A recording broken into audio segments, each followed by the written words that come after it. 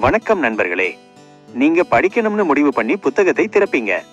கரெக்டா அந்த நேரத்துல உங்க போன்ல ஒரு டிங்கின் நோட்டிபிகேஷன் வரும். சரி, யாருன்னு மட்டும் பார்த்துட்டு வந்துடலான்னு போனை எடுப்பீங்க.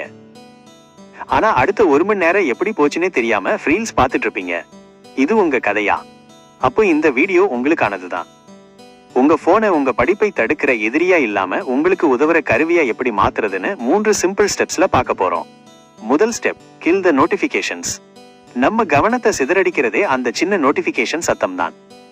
நீங்க படிக்க உட்காரும் போது உங்க போன்ல இருக்கிற இன்ஸ்டாகிராம், வாட்ஸ்அப், யூடியூப் நோட்டிபிகேஷனை ஆஃப் பண்ணி வைங்க. இன்னும் பெட்டர் ஐடியா என்னன்னா, போனை டூ நாட் டிஸ்டர்ப் மோட்ல போடுங்க. ஐயோ, யாராவது முக்கியமானவங்க கூப்பிட்டா என்ன பண்றது அப்படின்னு உங்களுக்கு தோணலாம்.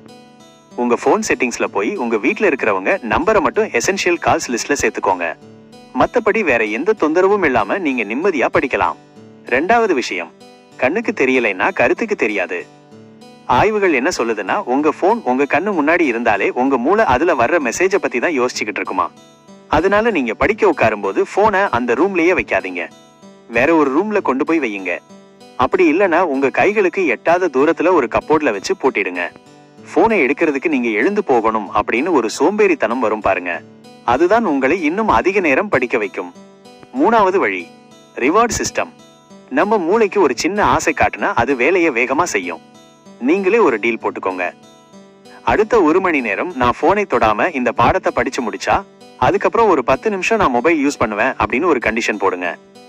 இப்படி செய்யும் போது மொபைல் போன் ஒரு கவனச்சிதறலா தெரியாம நீங்க படிச்சு முடிச்சதுக்கு அப்புறம் கிடைக்கிற ஒரு கிஃப்ட் மாதிரி தெரியும். இதனால நீங்க படிக்கும்போது குற்ற உணர்ச்சி இல்லாம முழு கவனத்தோட படிக்க முடியும். நண்பர்களே, மொபைல் போன் ஒரு நல்ல வேலைக்காரன், ஆனா ரொம்ப மோசமான எஜமான். அதை நீங்க எப்படி பயன்படுத்துறீங்கிறது தான் உங்க வெற்றியை தீர்மானிக்கும். இந்த 3 டிப்ஸ்ல உங்களுக்கு எது பிடிச்சிருந்ததுன்னு கமெண்ட் பண்ணுங்க. நாளைக்கு பரீட்சையில அதிக மார்க் எடுக்க உதவுற ஒரு முக்கியமான மெத்தட், அதாவது ஆக்டிவ் ரீகால் அட்வான்ஸ்ட் வெர்ஷன் பத்தி பார்க்க போறோம். மறக்காம சப்ஸ்கிரைப் பண்ணுங்க. நாளைக்கு சந்திப்போம்.